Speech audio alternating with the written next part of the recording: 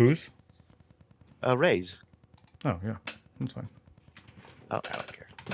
One out, sold out. See, we did our job. Yeah, you're welcome, Ray. That was definitely all us, too. Yeah, I'm pretty sure. Take all the credit. That's how it works, right? That's how it's going to work now. All right, hold on 1 second. All of it. All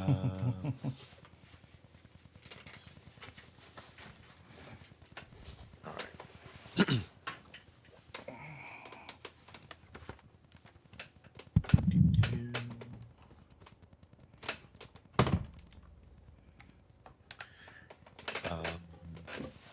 Yeah. Don't care about that. No notes up. You still putting together your notes for the show?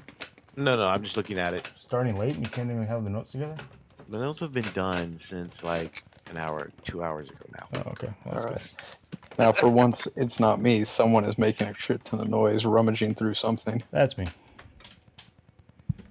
That's You're talking about the guy that rolls dice and wraps his knuckles in the microphone. I don't roll. Danny. I don't roll I don't roll dice. dice.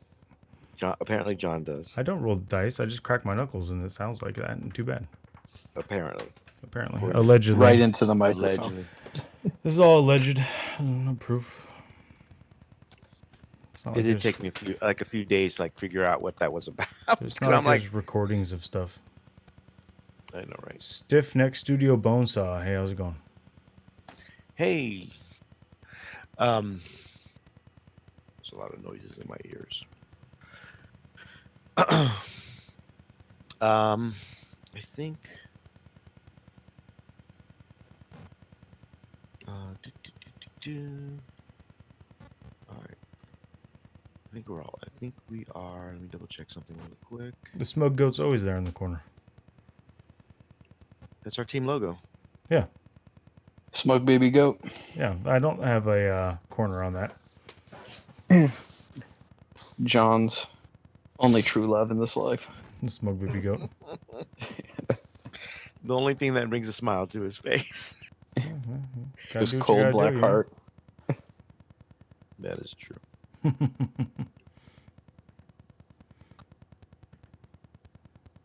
So we doing this or what? Yeah, whatever. right. I'm waiting for the countdown. The All right. final countdown. Okay, fine. Ready? 3, 2, 1, you're on. Hey, everybody. Welcome to another belated episode of TFG Radio. Only 45 minutes late. Meh.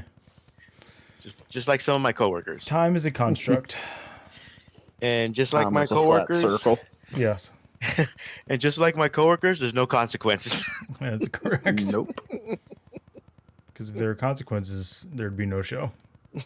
Right. So, a lot going on. Real quick, we'll go over a couple. So, I was at a GT 2 weeks ago. Mm-hmm. Not playing, though. No. But that's okay. Judging. Just judging people, judging events. That's all. I was fortunate to be one of the judges for the Gentleman's GT in Vegas with Anthony Diamar. Mm-hmm. And it was 67 people, I believe. Mm-hmm. Nice. Good showing. And it was nice. It was at the Gold Coast Casino.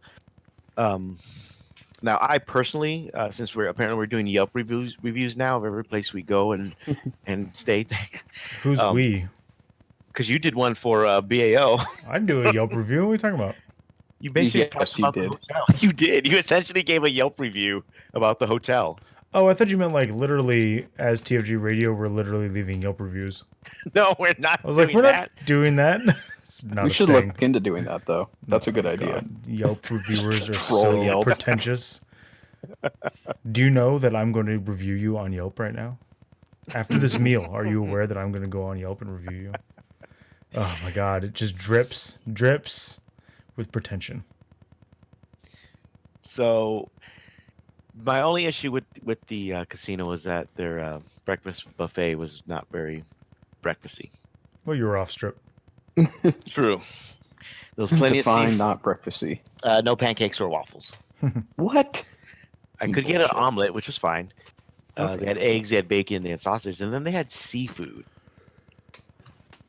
It's like I mean, they were serving their lunch and Like dinner. lox? No, none. I didn't see any. Well, what kind of seafood? Because that matters. I know there was shrimp. Yeah. There was some fish. I don't Green remember. shrimp seems I didn't weird. pay attention. Once I caught the smell, I walked away. It's too early for God, that. Such a pleb. It's too early for Green that. shrimp seems weird. I Yeah. would never think of like, man, I really do feel like shrimp this morning. I feel like ocean cockroach. I think I want some. So, Stiff Neck wants to review the rooms. The rooms are actually nice. I was rooming with Anthony, with the other judge, which is fine.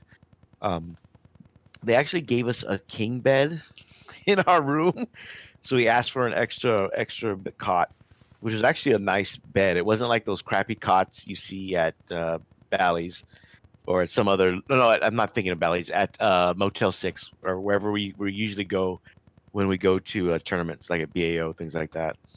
But the I don't even want to call it a cot. It was literally another bed because it was like really nice. But the rooms are fine. We didn't spend a lot of time in the rooms. The restaurants, we went to a restaurant called I think it was called Noodle World, and that was really, really good for Was lunch. it in the casino? It was in the casino. Nice. There was a I believe it was a Chinese restaurant called Ping Pang Pong or Ping Pong Pang, something like that. Wow. Yeah, not racist Good at all. old, yeah, I was gonna say good old family racism right there. And it is an older casino. Right. But we were told not to go there. So, or that the food wasn't very good. But so we didn't go there. We just went to a noodle house both days for lunch. Dinner, we went to a place called, I can't remember, Tacos. Crap. I can't remember the name, but it was really good tacos. Was it also super racist? Well, it was name? it was tacos. It was, oh crap, I can't remember the name. I it's on my Facebook feed, my personal one. But the tacos were really good. It was very there were street tacos. But I don't remember what the name was at the time. It was like tacos. Al Pastor? Tacos it's tacos de El Gordo. That's what it was. Okay. Nice. It was really good. All right, so about 40K. Oh, 40K, yes. Well, someone wanted the review. Overall, I could give the casino probably a B. Okay. I mean, for an off-strip casino, that's actually pretty good. Yeah. I'm not gonna lie. I've stayed in some pretty Yeah. bad off-strip casinos in Vegas. So they and then they had a TGI Fridays. We didn't go there either. We just went to Noodle House. Why would you ever choose to go there? I mean, some people do. I have good stories about Ray because Ray was also there from the Veteran Gamers Reenlisted podcast. Mhm. But you have to catch me in person to tell those stories. Yeah. Probably. for the If best. Ray doesn't talk about it, then. Mhm. So listen to their episode. They talk about it. Again, for 67 players, a number of named players had come out to play. In terms of rules, there wasn't really too much to write home about, more or less. I did write you guys about the one rule in regards to the empiric channeling, which has come up a couple times now in some chats recently. And for those that don't know, empiric channeling is basically being able to, is a Adeptus Astartes stratagem that allows them to cast an additional power in the psychic phase. Now the question is, are you able to use that in your opponent's psychic phase? No, because it says additional power. And you have to And- be able well- to cast the first one, and you can't cast the first one in your opponent's second phase. This is like the stupid question from the other day about can I use my smoke launchers in my opponent's shooting phase? No, because in your opponent's shooting phase, you can't shoot, and you have to forego your shooting in order to use the smoke launchers. So you have to be able to forego an action to take that action. This is stupid. It's stupid. Danny, I'd like to note 9 minutes into the show, John is already. You did it on purpose. You put this in here on purpose, knowing what was going to happen. I did not. I was set up. It's collusion. We need the Mueller I'll allow it. and Russians. Something, I'm going to something, allow collusion, something, something, Russians, something, something, NRA. Because. So John is now leaving and going to his compound in the woods with the militia to protect him. Yes. Um, It worked for those. It worked for those people in Oregon, right? I was gonna say. yes. I'm just saying is all. So we ruled no, and there was some discussion mainly with Tony about why it didn't work. Because it says it's not. There's no discussion. There was. I tried to explain it, but Tony wasn't. There's no explanation necessary outside. It says additional power, and you can't cast the first one, so done. In addition, Tony, it was a lot of fun. Not too many like arguments. We did have a player that asked a lot of questions and was upset with the answers we gave him. Still won his game after game one, and then dropped. Well, okay, fine. And then came back the next day expecting to be put back into the tournament but he didn't let us know that he dropped or that he was coming back. So he played. So he won round one, dropped because he had to go to work, and then came back and was Sunday. like, "Why'd you guys drop me?" Not why you guys dropped me, but why? No, we didn't drop him. I think we deleted him because he didn't tell us, "Hey, I'm gonna come back tomorrow to play the other 3 games." He just said, "I'm gonna drop." We're like, What "Okay." the hell? Well, I like the guy who basically gets like the down pair when it's like, well, this guy won a game and then he just dropped, so I'm Well, what 1-0, and I guess I happening- get to play a down pair. We told him he couldn't because we'd have to re-enter him in completely. So Right. he just played in the Sunday RTT Okay. Right. because that brings up another issue that happened at the tournament. But before I get to that, it was a lot of fun. Tony, I know Tony was having fun with it. He did a contest where he asked I think it was it day 2? It was like game 3 or 4. I forget which day it was. But he went to each table in Age of Sigmar and 40K, and he would ask the players questions, and if they got it right, he would give them a prize. You know, he would ask at first. He would ask him like, "What's your favorite color?" You know, he asked one guy what color was the hat that he was wearing, which he got wrong. And then I think the best part was we figured out when he told us about it. So he decided to ask the players what the name of their opponent was. And the funniest part was because a lot of players didn't know the name of their opponent. And the first table he went to, he asked them, and one of the guys, "Oh yeah, your name is Brandon." And then the other guy's like, and then the guy he's playing is like, "You don't remember my name?" All offended and everything. It was great. What the heck, man? But there was one player that was like, "I just want to play my game. Leave me Wow. alone." Way to be a dick. But I think that's a tradition that's going to continue in future years. That's That's right.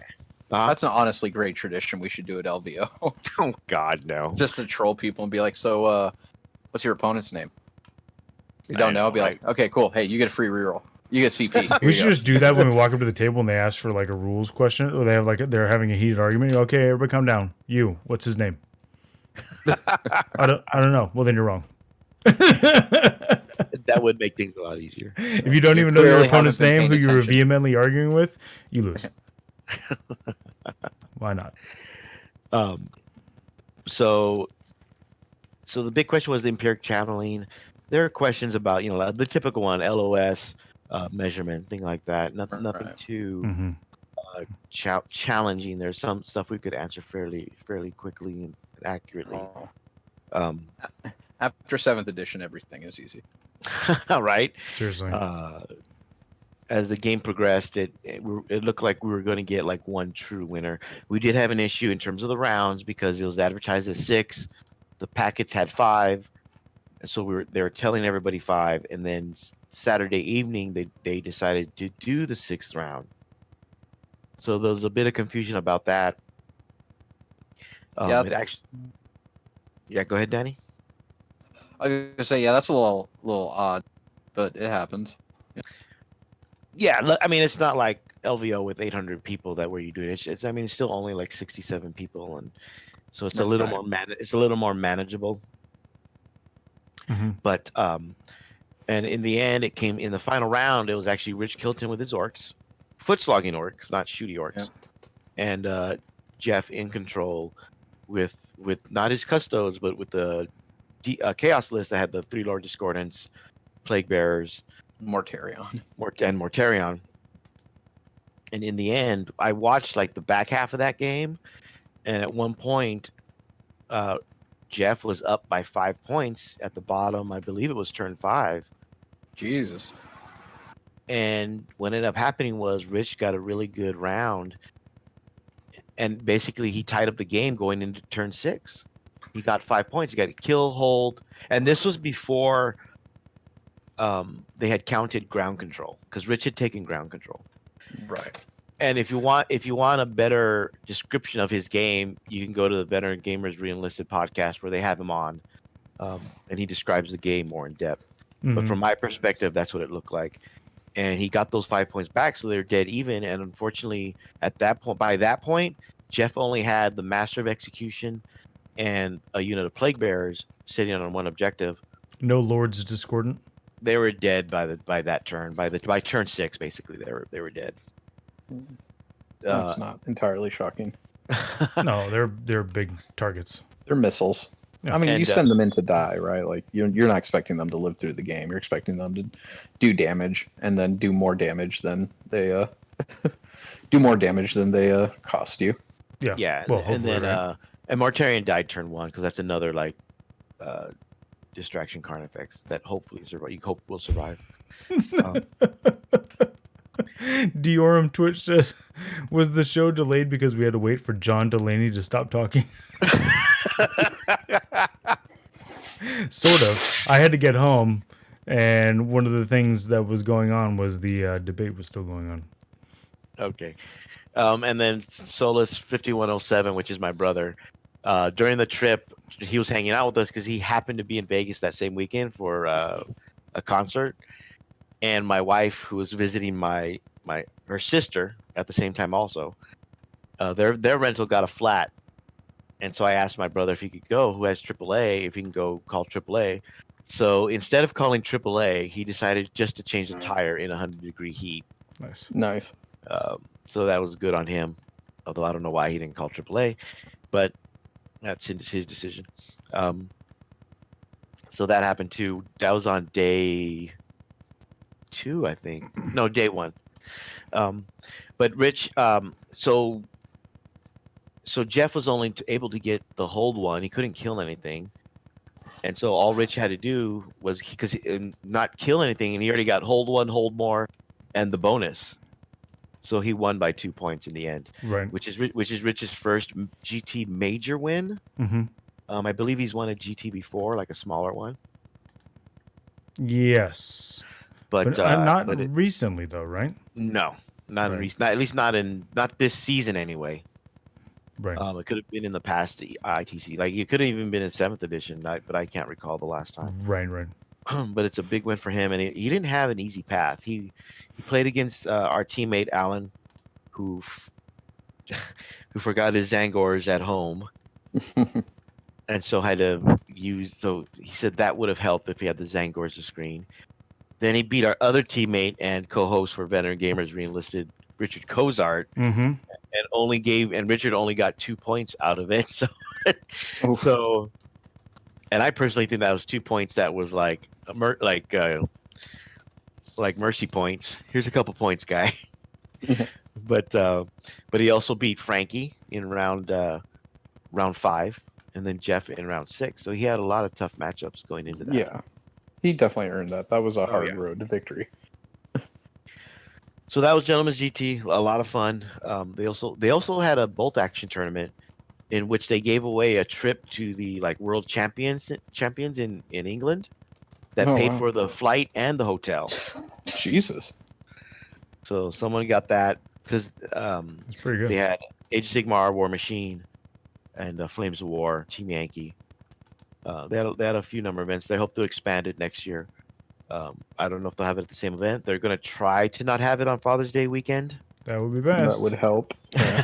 so once they get that straight, we'll figure out. And then I'll probably do it again. Actually, it's 99%. I'll do it again if they ask.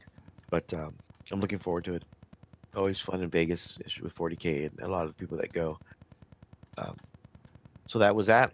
And this past weekend, I was able to shoutcast with Ray and then special guest John jumped in for a game Mm-hmm. for the Flying Monkey GT Mm-hmm. in Wichita. And as most people know, there was a disqualification on day 2. Yep. Oh, well. For anyone who knows, it was Justin Lois. And if you read the announcement by Flying Monkey, they give the reasons. And one of the reasons was because they did something while on stream. Actually, a couple things, but they only called them for one. Right. And one of them was, as they describe, not subtracting the distance when a unit that was charging was in a crater. So that allowed him to make a charge and get his unit closer to his opponent. In addition, he counted an extra kill that actually gave him the win. If they hadn't counted that kill, it would have been at least a tie. When we talked to the TO, we let the TOs know they didn't change the score because the round had already started. They already paired and started playing by the time we figured it out. So they just let him know and gave him I don't recall if it was the second yellow, but they gave him the yellow for the crater and not subtracting the distance. The second yellow.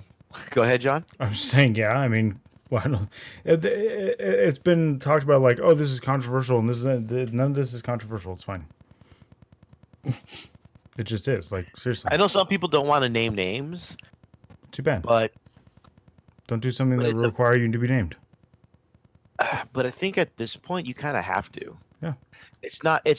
I don't think it's slander or libelous if it actually happened. Like, he got a yellow. That's documented. Yeah. You know, like, we have documentation on the yellows we give out.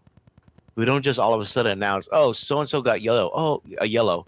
Oh, but he was never there. Yeah, but I don't like him, so he gets the yellow. But you know, so I think we're at a point where we don't need to hide names or protect the innocent, or because this isn't a court of law. Right. So it's not innocent until proven guilty. If they did it, they did it. And it's a sport. That's the way that works. And a good TO would have documentation on what happened and why they issued the cards. Yeah, and if you don't, then you're sorry. Then that you know what, that reflects badly on the TO and the event. So it's almost like, why would you do that to just make your event look bad, and now people don't want to go because they think you're just being malicious as the TO in handing out yellows. Yeah, sure. Because in addition, he was playing the relic battle cannon ROM in games that were not on the stream, but on the stream he was playing it right. Yeah, and he's had issues with playing things wrong before, so right. And then the final yellow, the third yellow, which turns into a red and disqualification, is he had played an extra turn or play around when it was under 5 minutes for both players on the clock. So it's a clock violation, which gives another auto yellow or red, depending on the judge. It turns into a red, and then it's the TO's discretion whether he wants it to be a game loss or a game red or a tournament red. And in this case, they decided because it's multiple violations over multiple games. Yep. He decided just to disqualify him from the event. But I don't think they asked him to leave the venue. But I haven't. You can go to the Flying Monkey Con Facebook page and read their statement, and that explains in depth. It's all laid out right there. Yeah. So that begs another question, which happened during stream. Well, first let's talk about Alan's game. So our teammate Alan, for those of you who don't know, is on the Focus Fire podcast. First forgot his Zangors. He was able to get loaner Zangors at Flying Monkey. Thank you to Ray and whoever lent him the Zangors over at Flying Monkey. We really appreciate it. I know Alan does too. Mm-hmm. And he was 5-0 going into round 5. Yep. No, 4-0 going into round 5. 4-0. Playing against a Custodes player that essentially had the good Custode tanks and then the fast attack ones, which I'm not impressed with. but they do move really fast. Yeah, they do. They're great for like board control stuff, but Right. they die a little too easily. And yeah. So if you watch the stream, you can go back and watch it. Mhm. If you want to hear us yell at Alan and tell him what he's doing wrong the whole game, Which we did. go to that stream. And at one point, somebody was like, "Man, the commentators are assholes," and we're like, "No, this guy's on our team, and he's losing because he's making dumb mistakes." But you're still not. The commentator's still not wrong. No, he's not wrong. I'm just saying we had legitimate reasons for being rude, and the things we were saying about Alan. But he even forgot, like his cultists in Deep Strike. Which Yeah, so they died. But that gave him kill more, which basically cost Alan the game. Because Alan, even with all the mistakes he was making, He was still in only it lost all the way to by the 1 end. point. Yep. He still only lost by 1 point. And that's what Alan does. If you ever play Alan, and that's the baffling thing about it. Because then someone asked us one time, I think in the last episode, or at least in the chat, and it was Sad Clown actually, is Alan ever going to be serious? And That's right. That was a question in the chat. And looking at that game, it's like, does he need to be? He only lost by 1 point. Well, if he was, he'd win. He could have won that GT. He would have won that game, but that's kind of how he is during the whole tournament. Mm-hmm. You know, he went on to win his last game, so he went 5-1. Yeah. So, which is really good. Yeah. Mm-hmm. I mean, I'll That's see strong showing. Yeah. Mm-hmm. So, and then unfortunately, you can see the clip at the Comp40K Facebook page, and you can also see it at the Iron Halo TV clip.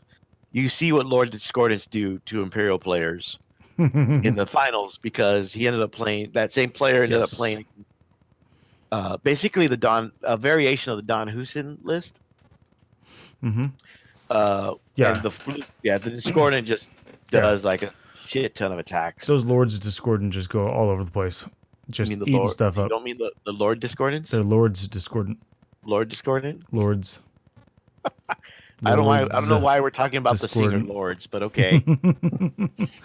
They just fly right into his lines and just start eating things, and that was it. Yeah. Like game was over like at the end of bottom of 2, top of 2 or something like that.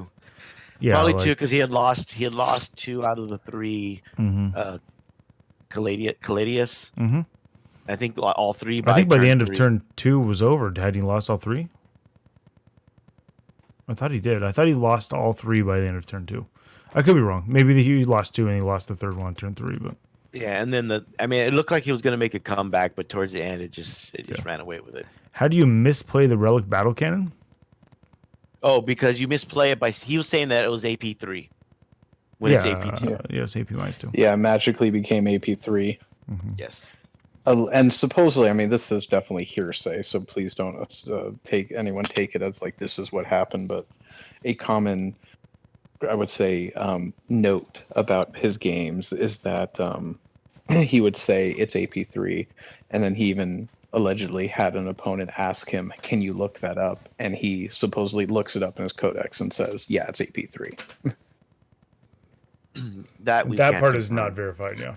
Yeah, that's something you can't verify, but that's one of those things that is one thing to forget a rule or get confused and be like, "Oh, I thought it was AP3," like, "Oh, my bad." But it's one of those things. If you are ever asked to verify a rule for your opponent, it's generally a good idea to show them, right? Not just it's fine to actually like point out and be like, "See." Right.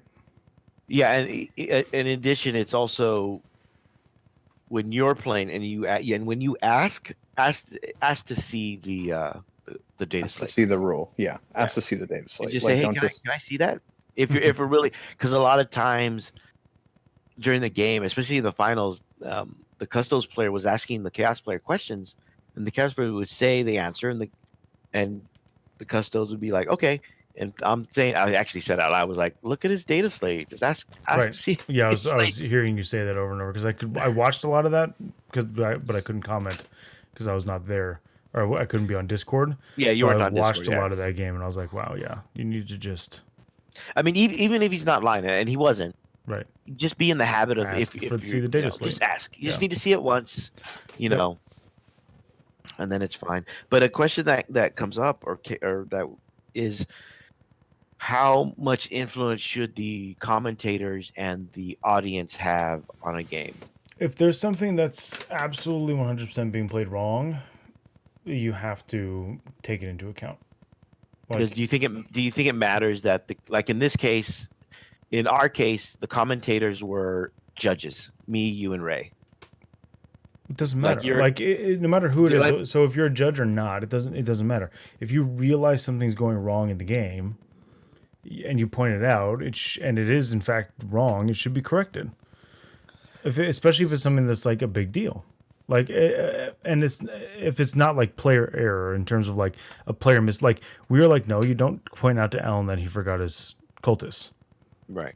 That's player error. That he didn't do that when they realize, or if they get to the scoring and then they don't realize, then yes, you must correct it because that changes the game state. But you don't. Like, if a player makes an error, you don't point it out unless it's illegal. It is not illegal to forget your cultists off the board. God damn it, Alan. It's just that you just did. It is illegal to misplay something like so when like another example from Alan's game, he forgot that his brimstone horrors were in a blue building, and the guy deep strikes. And we and the chat and several were like, no, he can't deep strike there because it's within 9 inches of that building and there's brimstones in that building. And you have to go back and change that because that's literally something that is illegal. Those deep striking, I think it was Terminators, right? Could not legally go there.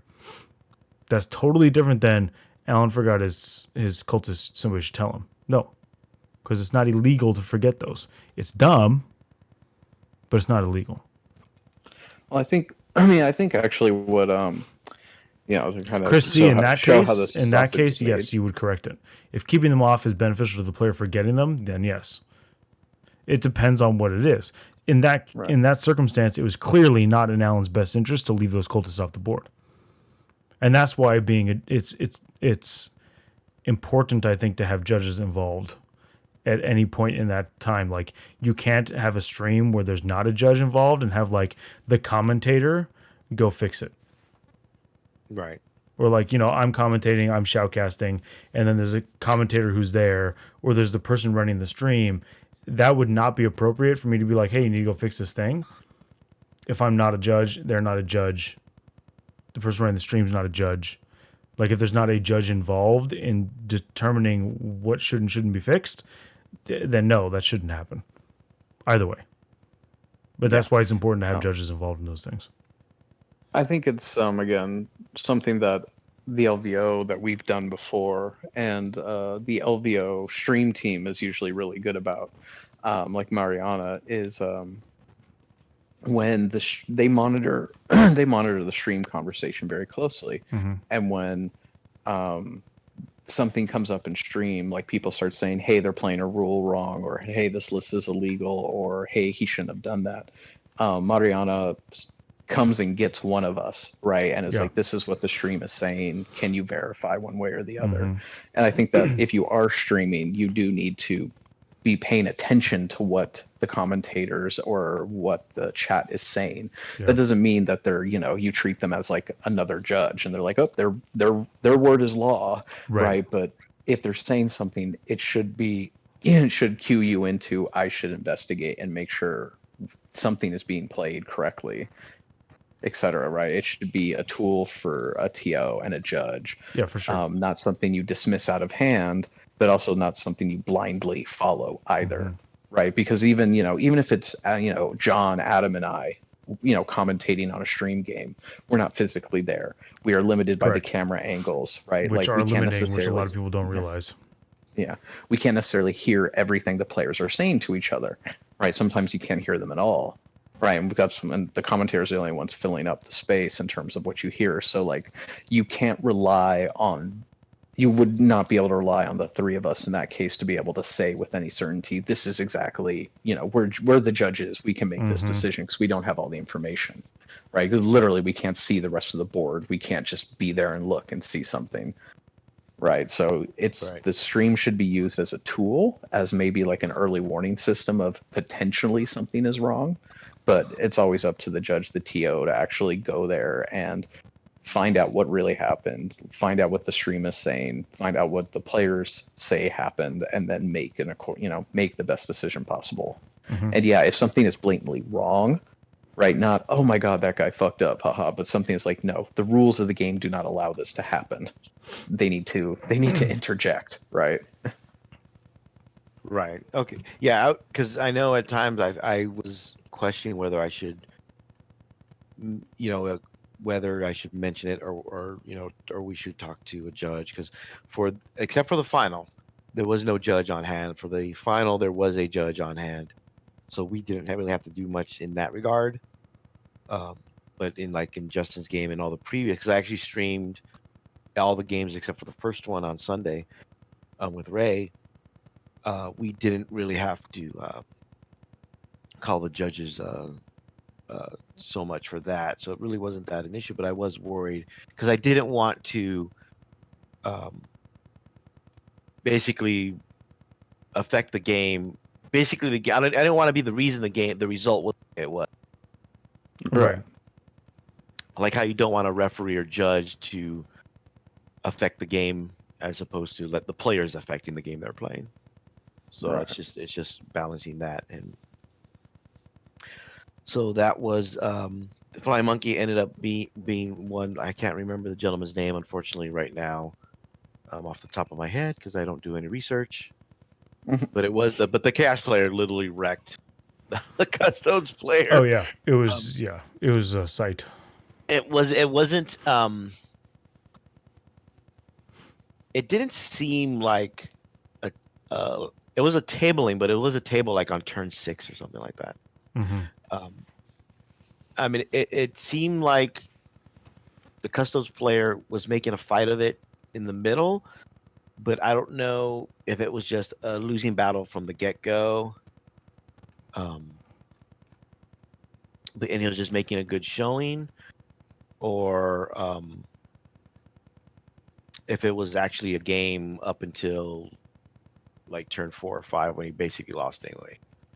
Everything basically. So yeah, it was Trainer Wolf was the Chaos player, and he played against Jeremiah. I'm not gonna say his last name because I laugh out. Petit. Mm-hmm. I don't know. Pettit? Petit. Pettit. There we go. There's no E at the end. Right. But he had the Custodes with the fast attack versions. Okay. And a kilt. Yep. And a very shiny bald head. Yep. But I blame Jason for that with the camera angle. Yes. Who still has not contacted me about the way to fix that either. I'm like, dude, you don't need $100 trust setup. I have a solution for you. Just PM me Same about thing it. for the Still same has thing not. for the miking the players. He doesn't need them have to be mic'd up that close, but whatever. What do you mean that close? Because he makes them wear the mics, as supposedly the way we did it that one time, yeah. where you just had the mic hanging overhead. One thing at a time. Small steps. I'm just saying. Baby I think his next event is the Show Me Showdown. I believe towards the end of July. Oh, okay. So we'll see. Hopefully he'll contact you before then. I don't know. Sure. We're only in the same chat with him. It's not like he doesn't know. We are. Yeah, that's right. I It's forgot not about like that. we can't reach each other. It's true. Yeah. But he needs to call me, right? Is that how it is, John? They need to call you. Don't call Yeah, us. I don't know. However that thing goes. My on people mood and you're your people and somebody's people call somebody else's people. I never understood. So that was fly. So that was Fly Monkey. Other than the DQ, it seemed to be a fine run event. There wasn't anything huge. Their episode should be coming out on Friday in regards to their normal rotation. So you should get Friday is when their episode comes out. They'll talk about it more. This coming week, as mentioned, is the Boise Cup in Boise, Idaho. I'll be going. It'll be my second time going. I'll be meeting Alan there. Alan again has someone donating Zangors for him if he wants them. I am bringing every Zinch demon that I have just in case he wants to use those instead. Because lists aren't due until the morning of. Mm-hmm. So And I know I mentioned Renegades and Heretics. I realized I'm not young enough to paint 100 models in a few weeks. So I'm punting tonight. And I've been debating. So the night list is the list last time I took this night list was in SoCal Open of last year. So like 9 months Wow. ago. So it's 2 gallons Castellan. No, I took out the Blood Angel aspect of it, which I had before. And it's a battalion of Cadian Guard with company commander. Can't remember if I put a psycho or not. I think I did. And 4 squads of guardsmen. And then a spearhead detachment of Catachan with a company commander and 2 wyverns and a mortar squad, and they take the Emperor's Wrath detachment and the Pokeball assassins. Seems I good. think that's basically it. My only question, which I've been asking everybody, and the chat can weigh in on this too, is whether I go House Terran, which is what I'm used to, or House Tyrannus for the Zombie Knight, operate at full, and the 6+ Feel No Pain. Mm-hmm. I'm of the mindset that you go with what you're used to, which would be House Terran, and Danny is, I think, of another mindset. He's of Tyrannus. I'm on the Tyrannus boat. I lean either way depending on my mood. I think you're right, That though. sounds You like should Adam. take Tyrannus, so that way if you don't do well, you can blame Danny. Danny. Yeah, that is the Yeah, caveat. always have the out. Always Yeah. have the out. Although Danny's like batting 1,000, because I remember he told Jeff how to play his game against Don Husin, and Jeff used the advice and won. So Mm-hmm. Yes, I quote unquote told him. Sure. did you? I don't know. I thought you did. That's a joke. We talked about in the car in the sense of he was basically talking aloud to me, and I kind of was okay. like, yeah, sure, right. You just nodded. You just gave the affirmation to that. Yeah, sounds like a great plan. Right. I don't think I even said that. I think I was just like, oh yeah, that could work. Okay. Nice. For the record, I counted it as because of your advice. Your solid backing. Well, I prefer that, yes, but being truthful. I mean, we can just say both is true. How about that? Yeah, why not? It's a collaboration. Yeah, sure. But yeah, you can just blame me if you don't do well, and which you probably won't. Let's be real. And I can't remember how many rounds it is. I'm either gonna go. I expect to go 2-4 or 1 or either 2-4 or 1-4. I don't expect to win a lot, at least not with the current, because I'm playing with an army that's basically a year old. Although that could be the anti-meta tech, right? Sure. I mean, I'm still gonna try to win, but I'm not gonna. Of course. I'm not gonna be surprised. I'm not gonna be upset. I'm not gonna stomp on my models if. Especially because those knights are expensive. if they don't perform well. Yeah. So you won't break them or leave them behind. Oh hell no! I'm not leaving those behind. There's no way I'm leaving those behind. The hell with his army. So I'll be taking the knights. Danny, how many times do we see abandoned armies at the old store? Was that 2 or 3 times, right? At least 3. Right? It was at least 3 where somebody walked off and they quit. Yeah. Like they quit like left mid-game, mid-tournament and left all their stuff and and it's not like they came back later. They never came back. Oh, right. Wow. They just did not return. Yeah. Like to the store at all. Yeah. Yeah. Wow. Yeah. It's 5 rounds, so I expect to go 1-4. What? You're that's playing my knights. prediction. That doesn't sound right. 2-3. Aren't you running a Castellan? Yeah. So you should at least go 3-2 if you're competent. I'm predicting my opponents to be orcs, Eldar flyers. Because you didn't take Lord 2 Discordance. Castellans, so you should definitely do better than I did at Barry Open. I was tempted to take the very same army you took and see if I could do better. Don't. I should. It was not good. It was not fun. Losing all my losses by very small margins hurt so bad every time. I think I would have rather gotten blown out of the water. then been like, man, if I just didn't have that other Castellan and I had like real stuff. another thing, like another knight that's not as like if I had a Crusader, or if I had a Valiant, or another Gallant plus some more Guardsmen. Like there's a lot of ways I could have done much better in these games, and I didn't because I took 2 Castellans. But I only had something more useful. Yeah. Alan, I will be meeting Alan there. I'll be flying out there, and I will be driving back with Alan. Have fun with your 15 hours. So it's 15. You be camping together? We'll be camping together. Yes.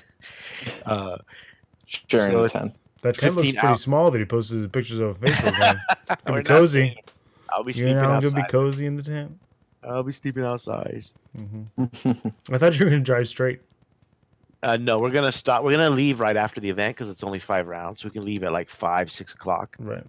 There's a spot in Nevada where there's a bunch of hotels and casinos in the middle of nowhere, and the reason that's there is because when it snows, they close it off, the freeway off, or the highway people off. need a place to stop. Yeah, so we're gonna stop there. It's like 3 hours out of Idaho, And that's like Boise. major off season, so that should be nice and cheap. What? I stayed there last year and it was like $50. Nice. Nice. It was we'll you follow- and nobody else. Yeah. Ghost Town City. So we went. So we'll probably stop there overnight. We'll see what time we get there, and then wake up early in the morning and drive the rest of the way, which would be another like 12 hours or something. Yeah, that's fine. So it should be fine. I'm gonna try to record our conversations and see if I can get Alan to. We've tried I that probably so don't- many times and it never seems to work. No, I think I'm gonna use because before we tried using the fancy recording. I forget what that thing was called, but now I'm just gonna use my phone. Like every good world star, I'm just gonna use my phone to record everything. Nice. And see if we get any good hot takes from Alan about the event and his trip. Because for those that don't know, Alan started his trip at Vegas, where he went 4-2, like he predicted. Right. And then he stopped at the Grand Canyon and a few other places, and he drove to Wichita for the Flying Monkey. Mm-hmm. From there, he stopped at Mount Rushmore and Yellowstone. And then I think he's there now. And then he's going to go to Boise, drive to Boise, and then we'll meet up there, and then drive Right. back from Boise to LA, which is another 15 hours. Mm-hmm. So he's doing a round trip around the middle of America, around the flyover states of America,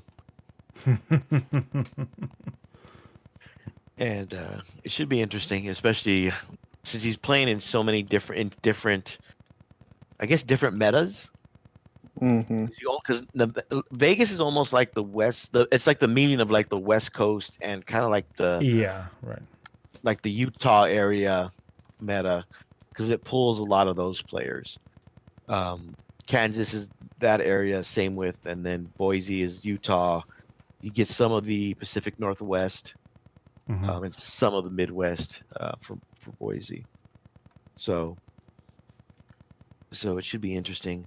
I'm looking forward to it. It was a lot of fun the year I went. It's in an old like sports center, so it's inside. They actually play it in a basketball court, and there's like an empty swimming pool. There's a bunch of different rooms. It's insane. Nice. There's like a sauna that doesn't work. They're like, don't turn this on. probably kill you. Whatever you do not turn it off. Yeah. Doesn't make any sense. There's like racquetball courts in the upstairs area. It's amazing. It's actually pretty cool. But so it'll be fun. So that's Boise. We'll see how I do. I don't know. I don't have too many high hopes. If I do well, great. If I don't, I got to play. I get to play. I get to spend time with Alan. I don't spend enough time with Alan. I get to Sure berate you him don't. I get to berate him in person instead of on screen. So we got a message from someone that's just getting into chaos. Right. He plays Tau, Duh. and Tau is his main competitive army. Mm-hmm. So his Okay. chaos is more semi-competitive, that he just wants to play, at Mhm. his FLGS, or so it's more semi, but he doesn't really know what to buy or what to start with. So I told him it depends what you. So he's normally used to a shooty army, So he looked like he's going. So he sent us a list. Just to start with, it's a battalion, Black Legion with the Chaos Lord with a Thunderhammer, Demon Prince with wings, with the Cloak of Conquest, which I don't really know what that does because nobody takes that. 3 squads of Chaos Space Marines, all with Reaper chain cannons, 3 5-man squads, and then a Spearhead that's Renegade, but I think it's supposed to be Flawed Host. Because why else would you do any other ones? Because it's a Lord Discordant. Lord's Discordant. Listen, Battlescry says Lord, so I'm going to. Oh yeah, because that's a legitimate source for anything. It's right? Because it's just like having a codex. Yeah, sure it is. Until the judge comes to your table and wants to see your codex. So it's a Lord Discordant, Mauler Fiend, Venom Crawler, and he's actually missing a 3rd heavy support. Okay. I just realized. At least that's all I can see. Yeah, 988. So he's just missing. So right now he's only at like 1,400 points. Okay. From what I can see. So, one, what would you change? What would you add? He wants it to be semi-competitive. I mentioned turning the Chaos Lord into a Chain Lord, and for those that don't know, the Chain Lord's good. But you have to make him your Warlord to get the full effect. Okay. So you take the relic, you make him your Warlord. You take the relic Chainsword, Black Legion Chainsword, which is I think -2 straight 3 damage, and on a roll of 6 to wound, he does a mortal wound. You give him a jump pack. You get him then you give him the Warlord trait from the Chaos Codex. Yeah. Chaos Space Marine Codex, Flames of Spite, which basically do the same thing. On a roll of a 6 to wound, you do a mortal wound. 6+. 6+. So when you get a 6+, you can cause 2 mortal wounds in addition to the 2 regular hits. Yeah. I would say you max your Lord's Discordant, and then from there you add the Broken Forge Will stuff like Contemptors and Butcher Cannons. I don't know if he wants Forge World or if that's even an option. We get the plastic Contemptors and just put double assault cannons. Because there is no Butcher Cannon. No, you just use assault cannons. Right. I did look for the plastic Contemptor. The plastic Contemptor is actually hard to find, right? Is it really? For some reason. I've got one. I've got one just sitting in my garage. Then I need it. Because I need $50. $50.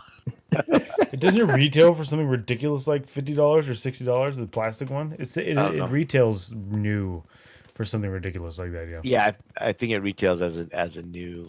Yeah, because it's a single box. You could buy it from when they put in the Horus Heresy box and the Space Wolf one. Yeah, it's in the Horus Heresy box. Yeah, in the Burning of Prospero or whatever. It's in Betrayal of Calth. Is it in Calth? It's not in the Prospero? No, Prospero is the Terminators. Oh yeah, the Cataphractes, which were good too. Don't take any Terminators. Yeah, I mean, like seriously, max your Lord's Discordant and then take things that it buffs or they buff. I mean, you could take other things that rush out them more Mauler Fiends. You already got one Mauler Fiend. Well, okay. So he can only take 2 HQs with the Spearhead. So would you just go Supreme Command? Well, why can't he take a Lord's Discordant in his Black Legion battalion? Because you can take 3 HQs. Right, but he's making the. I'm assuming he wants to make the Spearhead Flawed Host. Okay. Right. But you can still have another Lord's Discordant. That's another. It's a missile. You can have 2. I mean, yeah, you have 2 in the Renegade Chapters detachment, and then you have another one in Black Legion. It's another missile you throw out there. Do you drop the Demon Prince? If you're not going to give the Demon Prince the Corn Axe of FU, yes. Well, that's a demon. That's a I understand. That's why I'm chaos. saying That's yes. chaos demons. Yeah. That's what I'm saying. Unless he's going to add in Chaos Demon somehow to give that Corn Axe, then I don't think it's worth it. No. Okay. Try to find a way to put Aramon in there somewhere. Because Yeah, if you're gonna take a DP, take Thousand Sun DP. yeah, that is definitely better than a Slanesh one like he's got. Stick with the Chaos Space Marines. Sure, I mean, they're why not? already in. They're already in there. They're fine now. Yeah, I don't think. I mean, it just depends what he wants. If he wants Yeah. a more shooty oriented list, right? The best shooting Chaos has are the Forge World Dreads and Obliterators, Yeah. Correct. right? And like Slanesh Obliterators, you know, they're expensive, but they're you good. drop them in and they shoot twice, and if they live, they're gonna be. I mean, it's pretty much if they live the next turn, you're probably winning that game. If someone's giving you Yes. two turns of Obliterators, just Yeah. having the wrecking chance to go everything if ham. it's just So like if you want more melee, then I think more Lord Discos is the way to go. Defilers are really good with them because they really benefit from the +1 to hit aura. They're super cheap, they're super durable, they shoot, they fight, right? Like they kind of give you a lot of different threat. And for really cheap too. And and if you want psychic, that's where you go with Thousand Suns and you splash in Arimon, and then maybe a DP or just Terminator lore or Terminator sorcerers, and you give them a familiar so they get the +1 to cast on their first turn. yeah. I would mix And in then- some more psychic stuff for sure. Yeah, and then Chain Lord. Yeah. I think one of the smartest things that Jeff Robinson does is do the mixed attachment for, Yes. you take a Supreme Command of like Chain Lord, random whoever to be World Eaters for the 4+, Yep. and then random Sorcerer. The 4+ Right, or deny something. is like is really good. Somebody was commenting somewhere online about Jeff's list, and he was like, "Oh yeah, this is a great list, except I took out the stupid the Master of Execution," and I was like, "Dude, that is so important to be able to deny things on a 4+. Like that's so good." As somebody who plays an army that routinely that has no psych or anything in it, and no way to deny, I'm always in situations where I'm like, man, I wish there was a way for me to get rid of psychic powers other than sniping out the psychers. Well, that's the thing. I mean, especially when you factor in the reroll, right? So it's really like you have a 75% chance of stopping one of their powers. Right, And yeah. most armies that are built around psychic powers, they're either built around Death Hex or they're built around Warp Time.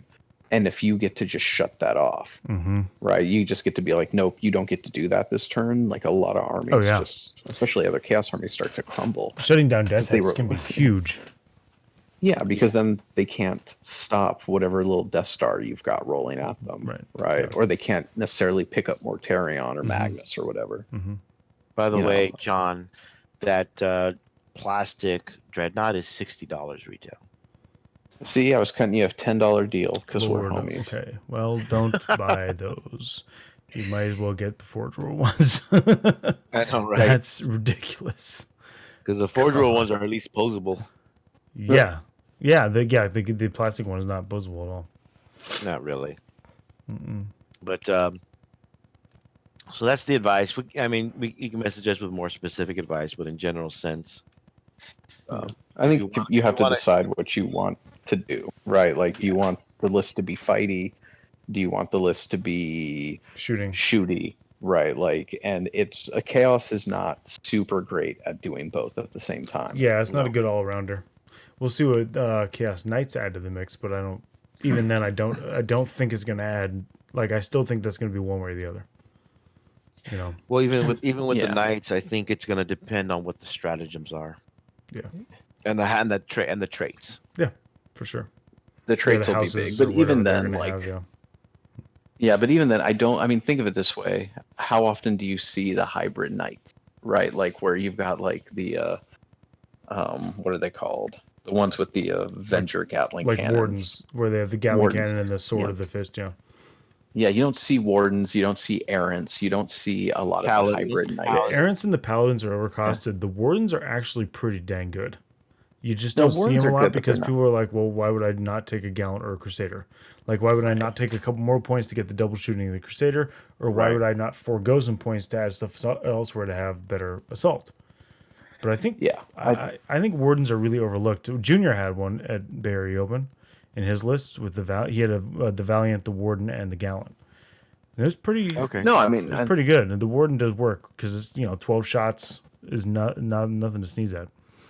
Right. no, I mean the Wardens aren't bad, but I mean I think that they're, and just from the kind of hyper tuned competitive sense, like it's Yeah. just it's in terms of points efficiency, I think you're getting more out of either if you want melee as Gallants and if you want shooting just a Crusader. Should have had Right, this like, it's just- conversation yesterday before I ordered one off eBay for $85. Yeah, well that was your fault. It's also a really good deal. I'm not gonna lie, $85 for a Warden is a pretty good deal. Yeah, especially because you can just cut off one arm one way or the other, and it's now either a Gallant or a Crusader. Yeah, actually, I found a way to magnetize if you get the other bits. Like, there's like a super easy way to magnetize those if you can just get like a full arm bit that also has like the little piece that goes right above the weapon. It's really easy to magnetize. The problem is you have to pay a lot more for those, but like I could pay, I think it's like $20 on eBay, and you can get like the full arm, another arm for whatever. And like if I get one battle cannon one, well, okay, now I can just magnetize the one arm, and I've got a Crusader and a Warden, and I can get the fist one, and for another $20, and now I magnetized the other arm, and now it's a Gallant too. So, I mean, there's pretty good options with, especially eBay ones that are cheap like that. I don't mind. Okay, I'll hack this thing up a little bit and see what's going on. Yeah. Right. Whereas if I got the whole $140 box, I'm like, I'm just gonna build one. Buying $85 for awards a pretty good deal because it's real easy to make that a very modular kit. It was a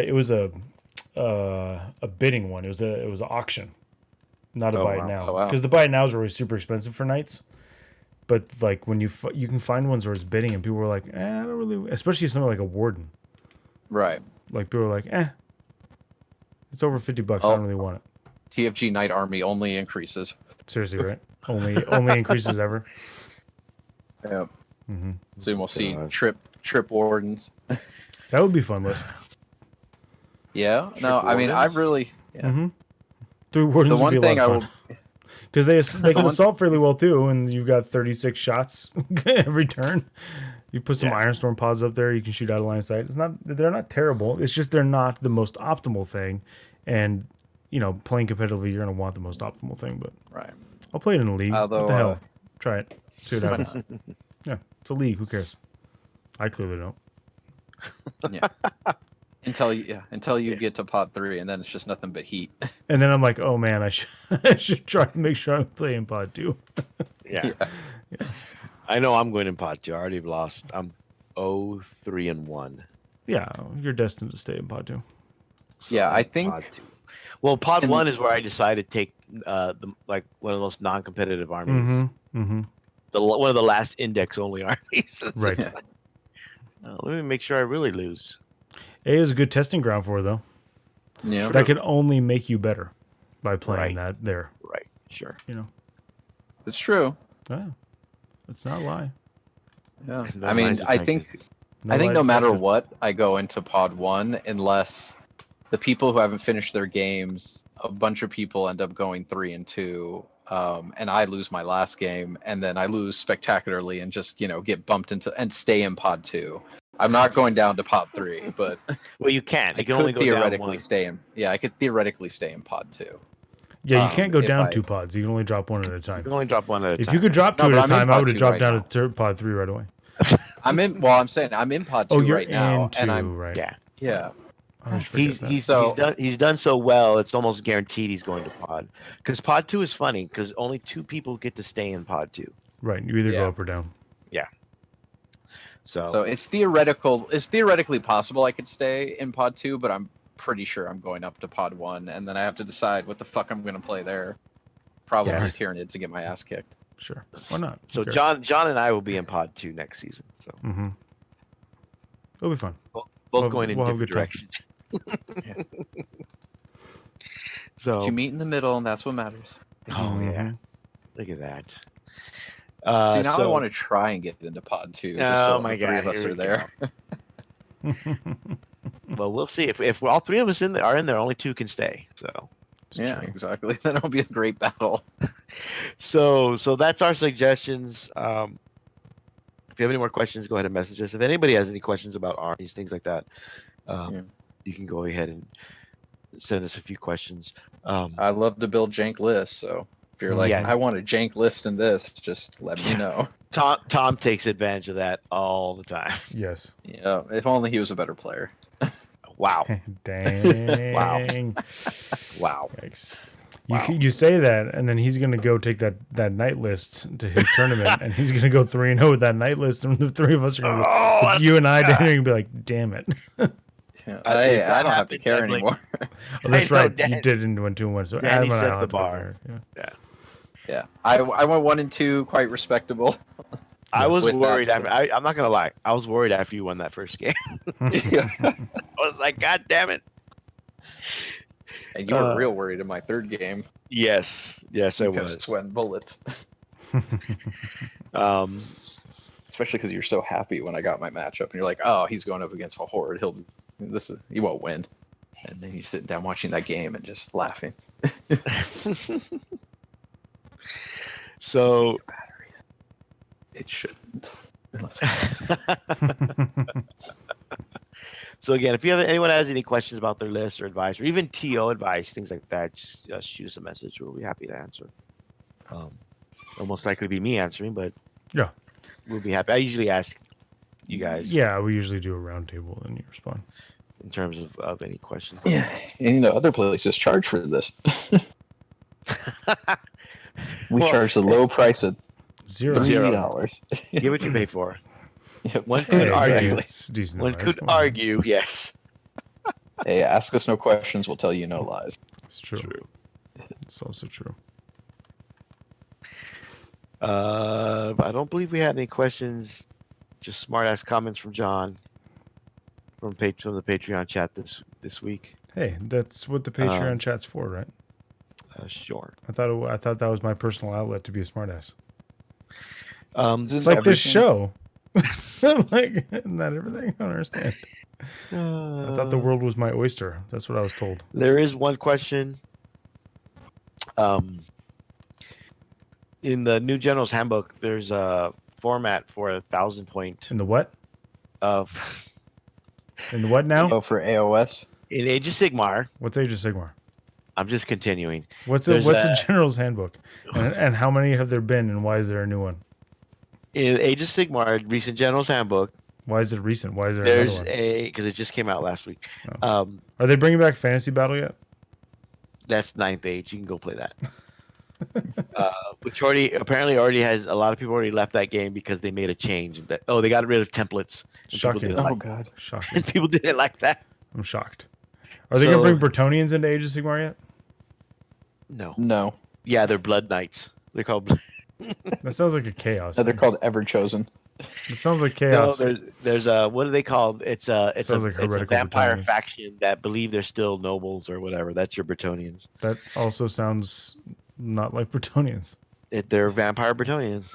But There I you want to go. use my all metal knight errants or whatever. Yeah, you can use them in the vampire army as Blood Knights or whatever they're called. That sounds like Count says. No, that's just what they are. You asked for Bretonians. I'm giving you undead Bretonian. I'm just trying to derail any conversation we're going to have about Age of Sigmar. Well, we're not. It has to do with 40k. Oh, okay, go ahead. So in Age of Sigmar, they have the 1,000 point format that should be played. That in theory would be played in under an hour. So would you, Danny, like to see that in 40k? I mean, I think so. Although I think you're getting closer to seeing that with Kill Team, because Kill Team's expanded so much to include like elites and HQ choices that now the games are actually starting to get up there in points if you include all the like special stuff that you could take if you want. So, but I mean, again, I've said this before and I'll say it probably until I'm either right or people finally convince me to shut up, which is unlikely. So yeah, so never. That if people like Frontline really want to have an accessible 40K streaming community that someone can just sit down and, having never played a game, watch and be entertained by. You need smaller point games, right? You need a faster paced game that's not someone sitting moving models for 20 minutes, right? Like, and while that's, again, high level play, you can always tell how good a player is by how well they do in the movement phase and the combat phase. I think a smaller game designed around the idea of 1,000 points, be played in an hour, very quick in out, I think is great. I just don't. My reservation with that is I don't know how you do that with 40K right now, when just some armies are just boned at 1,000 points, and some armies are just god mode at 1,000 points. You don't need it for a 40K because you have Kill Team. Right. Like, there's literally an thing entire thing set up for that playstyle already. So. Yeah, I think like a skirmish level 40K, you would have to actually rework the rules. Yes. You couldn't just port 40K as it is now and be like, well, we only play 1,000-point games, because then it really does become, well, would armies have really good, really effective, cheap units that you can bring that are always going to be good, right? Like Chaos would love that, because like a 93-point chain lord is going to kill just about anything. Oh yeah, everything it touches in that game. Yeah, 3 gallons, like 2 gallons and a warglaive or 2, right? Like that becomes that's ball stomping at 1,000 points. Yeah, it's crazy. You'd have to have like major restrictions, at which point you're like reworking the game. So why do it? Yeah, you would have to literally rework the game, and you'd have to limit what can be taken, and you'd probably have to rebalance all the codexes. Yeah, Age of Sigmar is not 40K, and there's not enough crossover and similarity for you to be like, oh, this thing happened to Sigmar, so it's gonna happen to 40K. Like, well, it's just, I mean, the mechanics are more or less there, right? It's just they're both now running on the same engine, but it's the difference is, I mean, one of the big differences is AOS is much more of a melee game, not a shooting game like 40K, and so there is, it's just the reality of like games aren't decided top of one the same way that they can be in 40K because of things like shooting, right? Where it's like my army can wipe out your army in a round of shooting if you deploy shitty, right? Or I get to go first. So I think it's a good idea, but I think it's an idea that you can't just be like, well, let's make a couple quick changes and port it over. I don't think it works in 40K. No, it does not. Okay, I didn't ask for John's opinion, but okay. I already gave it, so like that's I know. I know. I'm not gonna wait for you to ask. I'm gonna do what I want. I'm gonna do what I want. I'm gonna make you watch debates. I think that's it so far. There are no other questions. If you have any questions in the chat, you can go ahead and ask. Yeah. But until then, Couple of announcements, right? A few announcements for those that were thinking of going to Slaughterfest. They are sold out at 102. So just go to their website at vgrpodcast.com, look up Slaughterfest, and get on their wait list. For our tournament at Hammer Wrath, we're currently at 24 players. We have like a month and a half to go still. So if you haven't signed up already, make sure to sign up. And the prize is a 40K Champs ticket, which sold out within 24 hours. For the LVO. For LVO, along with the High Roller package. Which is also sold out. That's the real money. That's probably the better prize out of it. So there's 2 things you cannot get any longer available to the first place finisher at Hammer Wrath. Yeah. Last year's first place winner was our own Jeff Poole, who won with a tie. Yep. Well, yeah, that's fine. Whatever you need, man. Hey, win's a win. First place is first place. So he'll be there to defend his title. This is the 4th year, I believe. Fourth or fifth. I can't remember now. But we haven't had the same winner twice. So first year winner was Coop. It was Coop. And then I believe, didn't Brandon win one? Brandon won once. Adrian Gennard, Jeff Poole. Jeff. So this is the 5th. So 4. So this is the fifth one. So and Jeff was the first non-Imperial player to win. Yeah, it's true. Yeah. It only took 4 years. Yeah. So I look forward to it. It's always a lot of fun. It's at Game Empire in Pasadena. Mm-hmm. Go to tfgradio.com and click on the link for Hammer Wrath 2019. And And, we're also Follow those links. So. Yeah. We're also a couple of months out of the Thoria Fall Arizona GT, which is run by one of our teammates. So Yeah, if that's you're Derek in said. That's in the second weekend in September. Yeah. So if you're available that weekend, second week of September, you might want to check out that one. A Thoria Fall Arizona GT. And that's in Mesa, Arizona. Yes, Mesa. Yeah. You just search for it on Facebook, it pops right up. Yeah. Anything in the chat? Nope. Nothing. Fairly short episode. I do have to get ready for a trip. Yep. For my flight. So and we had to started do late, it, so and we started late because I don't know what John was doing. I didn't see BCP go down, so I assume he's not doing that. I have a family, so that takes Family time. Yes. Have children to get ready for bed, etc. I assume there was a lot of arm movements and motions going on while trying to get home. Me gesticulating wildly. Yes, that's what I imagine. We need to get home right now. I have to be on the internets. Gotta take advantage of my internet fame. That's how I imagine it. Internet fame, yes. Is that what we call this? Yes. Okay. It's about as famous as we're going to get without being a mass murderer. Which is not in the cards, at least for me. For two of us, anyway. So one of us fits the profile more than the other two. That's very true. Did I mention you're my best friend, John? I don't fit the profile at all. What are you talking about? I don't even own guns. He was so quiet. He's such a nice guy. Never made. Never would have thought it. Yeah. How do I fit that profile? Just being white. So then to leave out the quiet and nice and like the hell. I mean, plus Tom's not here, so we can't pin it on him. Yeah, that's true. Otherwise, we pin it on Tom because he's whiter than you are. It's true.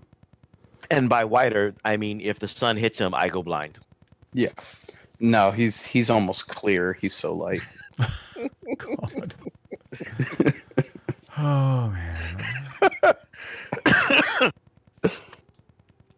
So good. Mm-hmm.